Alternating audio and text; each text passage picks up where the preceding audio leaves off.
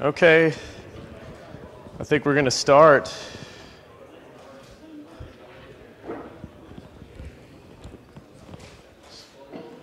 So how many of you guys could explain how a container gets started, like very deep and detailed? Were you ever familiar with the like Google question, like what happens when you type, www.redhat.com into a browser and hit enter? And then you're supposed to talk about like DNS and like how the reverse lookups happen and how the caching works and all that. And you dig really deep into how all the different pieces work and kind of walk through the flow. How many of you could do that with a container and tell me exactly what system calls get called and what? Of course you could. Yeah, you too could. All right, good. So we'll walk through kind of how, at a decently technical level, how a container gets fired up and like what the different standard pieces are that kind of tie it all together. So I just start with a quick history, right? Because you kind of look at all these different things and you can kind of see, where the world changed 2010, 11. It got really interesting.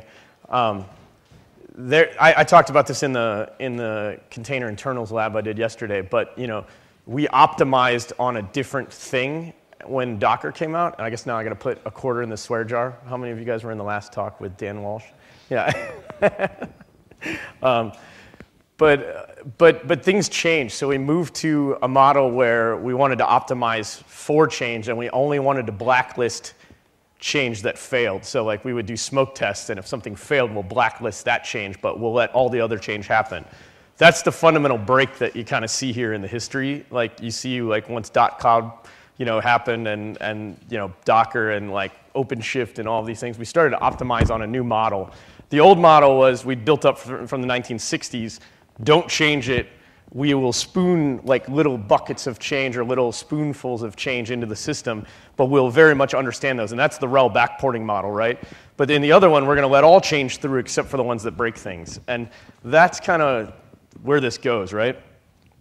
So we're going to look at, these are essentially just fancy files and fancy processes, right? You look at a traditional operating system and it's a stew. It's like a chef, right? And the developer and the sysadmins had to like figure out how much garlic and how much tomato and how much different ingredients to add into it. And so they would collaborate on system libraries and things like OpenSSL and all these other things. And I just show a very simple example here. Bash has its own libc, of course, is a no-brainer, right? It needs. And in a traditional host, you would just put the RPM on it and you're done, right? But in a container, you create this container image, but then you deploy that container image on the container host. And this is really the magic, right? This is just a fancy file. It's just another metadata packaging. And then the same is kind of true with the process too. Like the process is just a fancy process.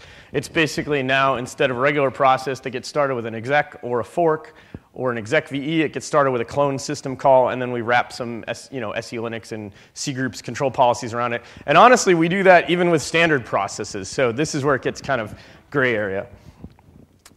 But this is where, like I mentioned, the change, right? So historically, the only thing that we optimized change for was what was inside what's inside this, red box, right? So we would optimize for this to change as necessary, and we would often let the developer change whatever they wanted, and we would only blacklist things as a sysadmin, like if it broke the network or broke like storage or broke something. So we would just blacklist certain change, but here we would only whitelist change. The only change that we would make is like, critical security updates or bug fixes or things like that we knew. We would scoop change in here, and here we'd let all the change through.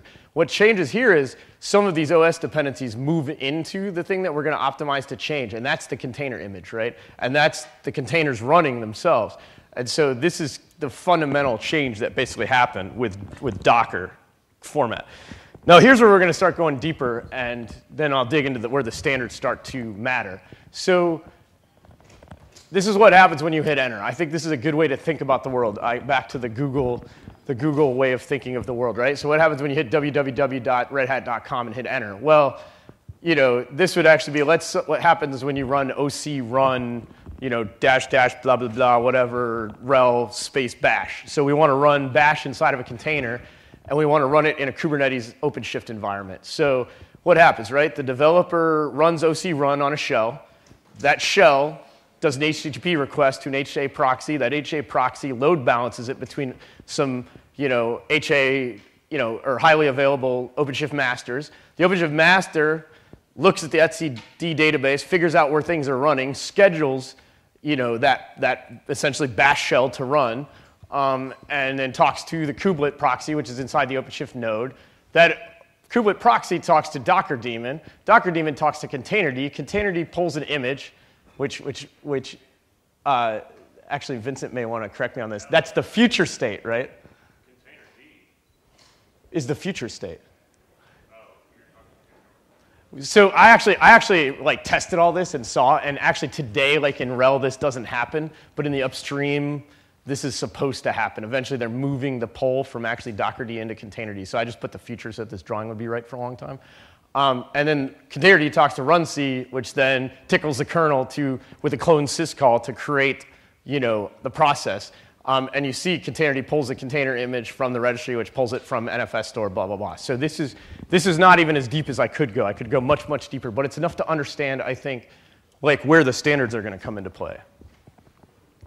So now how do the standards enable this, right? So with no, standard, like, essentially think about the history of the world and shipping, right? Like if all the boxes, bags, barrels, and crates are different, they're a lot harder to put inside of a ship or a truck or a dump truck, right? Like one dump truck is shaped one way, another dump truck is shaped another way. It's hard. But with the idea is to get to like a standard like that is essentially like a shipping container, which allows you to standardize the cranes, the trucks, the ships, all of the infrastructure that you need to move the stuff around, right? And software is really no different if you think about an operations environment. And actually, this has been true in process manufacturing for a long time. We're just finally getting there, like 30 years after manufacturing. We're finally getting there in software and in IT. But they've had these kinds of standards for a long time. Manufacturing's had it since the 60s, 70s, the start, really even as early as the 50s. So, but what it allows you to do is the same basic things, right? Like, so it allows you to protect your investment because you can now invest in tools that will work for a life cycle that's long enough to actually get value out of the system that you're building. And so that means like training and everything else that you got to think about. It also allows the communities and the for-profit entities to invest in these things, right? And so you're seeing this with Kubernetes now. It's exploding because it's become a de facto standard, and now everybody can invest that, just like they did OpenStack and the Linux kernel before, right? But there are a lot of different standards, and I think the big thing that people ask themselves is which pieces of this, I'll give you an example. Customers will ask me, they'll say, literally they'll say, be honest with me. Should I move my stuff into containers? Is it ready? And you go, well, it depends on what you're trying to do. It depends on what your risk tolerance is. It also depends on how well you understand these things. So if you understand which ones of these are solid and which ones you can invest in, then it will help you make an architectural decision. Because I don't like to tell you the answer. I want to give you the information to think about the problem in a way that allows you to answer it yourself. So, OCI, I'm just going to go through these really quick. These are kind of 5 major ones that kind of help you make this decision, right? So Open Container Initiative, image specification, the runtime specification. These are both part of the Open Containers Initiative within the CNCF or Linux Foundation. Container runtime interface is Kubernetes de facto standard that we use for CRI-O. So that's how we build CRI-O, and I'll dig into that deeper. CNI was a CoreOS standard that got used by Rocket, I believe, and then now is definitely the Kubernetes standard. CNM is this one that Docker invented, and so these kind of compete. But the magic here, and the reason why I even bring these up, even though I'm not going to dig into them deeply, is that the network vendors saw this early on and were like, okay, we can handle 2 different standards. That's enough. Although I think CNI is starting to win because Kubernetes is starting to win. But at the end of the day, at least as a customer, or as somebody implementing a production infrastructure, you were protected enough that all of the vendors were at least buying. Wait, I don't think it's 10 minutes yet. I think it's 12:23. 12? Oh, it said 12:23 on the schedule. I thought. Does it say 1223? Oh, really? That changed. I just looked. Interesting. Oh, well. All right, well, we'll speed up. So I won't do the demo. But then you say, all right, well, how do these things fit together, right? Think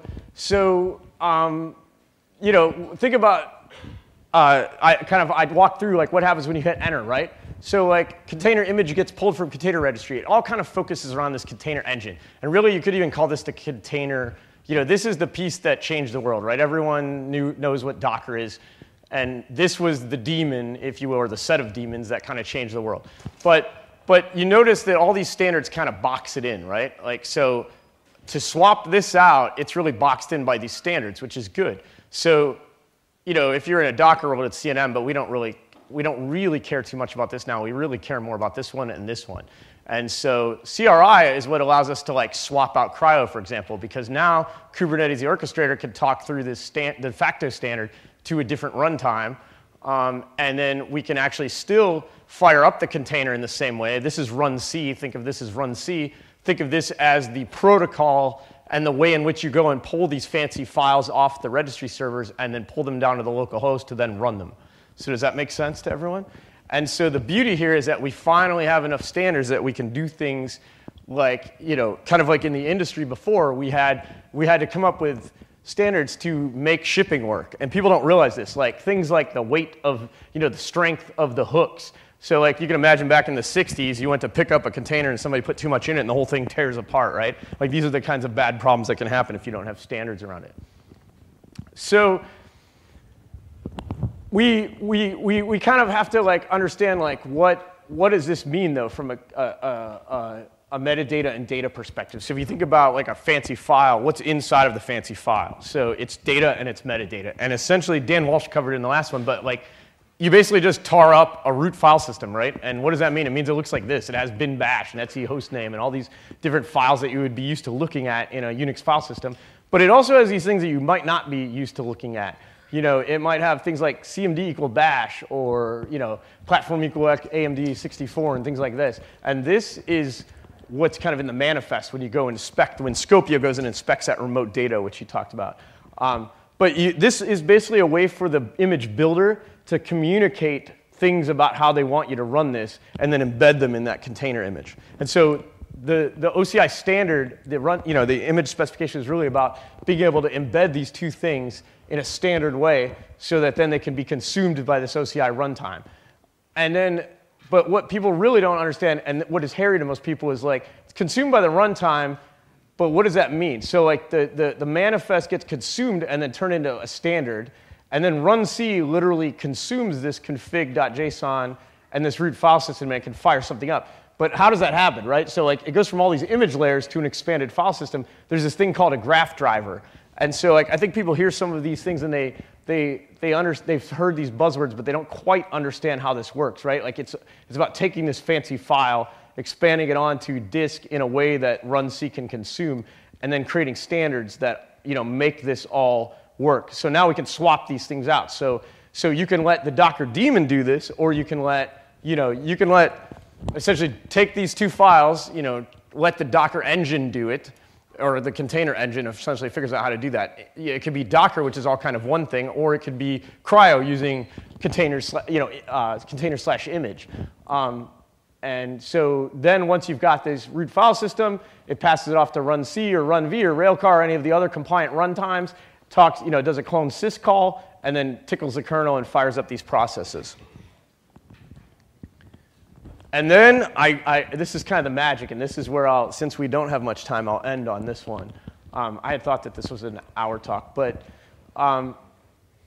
let's kind of just walk through this and then I'll end. But so now I've shown you kind of like the simpler way. Let's talk about the more complex use case, right? So the magic here is that this maps to business essentially at some point. Like, right? We have builders, we have people that build container images, and they want to communicate to people in the future how they want them to consume that image and the types of ways that they want them to use it. So they tag images, and then they embed metadata, and they embed files, and all these things. And so this OCI image specification allows them to do that. But then at runtime, the container engine itself can override some of these things. So like, it may add seccomp policies or things like that. And then the user that actually comes and fires up the container might even want to override those, right? So like there may be a default command, but they want to override the command. And so you could see that the container engine's job is to then take this manifest of the defaults, take the files, layers, explode them on disk, create this config.json, allow the user to override these settings in the config.json and root file system, and then allow runc or runv or railcar to fire them up, tickle everything, do it the right way, and then have the kernel fired up.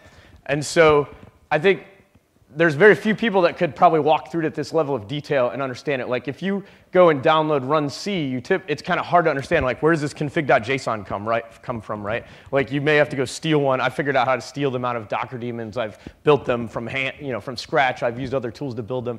But seeing it all kind of, this is really, it's almost a reverse engineering of like something that we all just instinctually knew how to do, right? And kind of the genius of really having like an OCI image and a runtime and standards and like allowing each of these tools to be best of breed. So I won't do my demo, but I will end with kind of similar to what Dan Walsh ended with, but like, here's some more information around, Builder, Scopio, Cryo. Normally I do a demo, I'll just tell you about it. I normally do a demo where I live swap out. I have a Kubernetes environment, OpenShift environment running, and I live swap out a Docker daemon for Cryo, and you can't tell. Like, you literally have no idea. So, like, it just works. Yeah, exactly. And it's actually really cool. We don't have enough time, sadly. But basically, you do an OC get pods, and you're like, oh, looks like it's running. Cool. Don't care. And then you do a Docker PS, and you're like, wait a minute, no Docker containers. What the heck, right? And so it's pretty cool in that way. And somebody in the last talk asked about migration. I'm like, migration? There is no migration. Like, it just works. You basically, as long as it'll even pull the images again. Dan was talking about you pull Scopio, use Scopio to like copy the images over. You don't even have to do that because Cryo will go pull those images for you. So it just works. Literally, it'll just restart the pods and pull new images, and it works. So with that, I'll say, does anybody have any questions? No questions. Oh, there we go.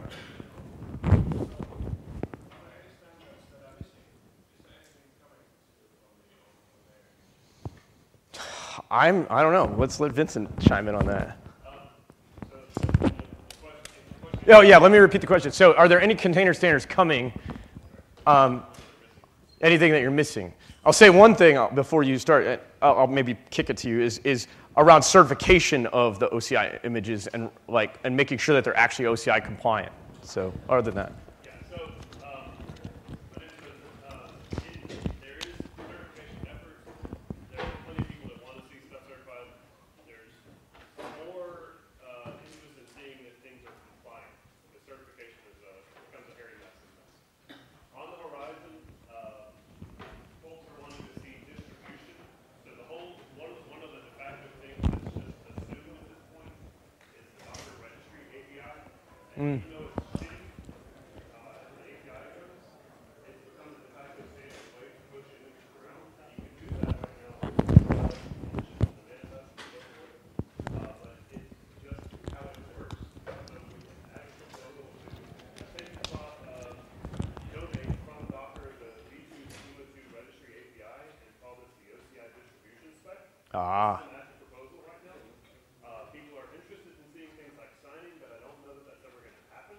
This is going to happen in other conversations, not so standards or specification based. I'm sure there's more, but this is one of the big next pieces.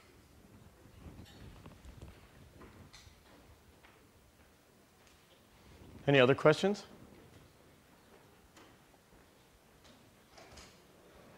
All right, I think we'll turn everyone free.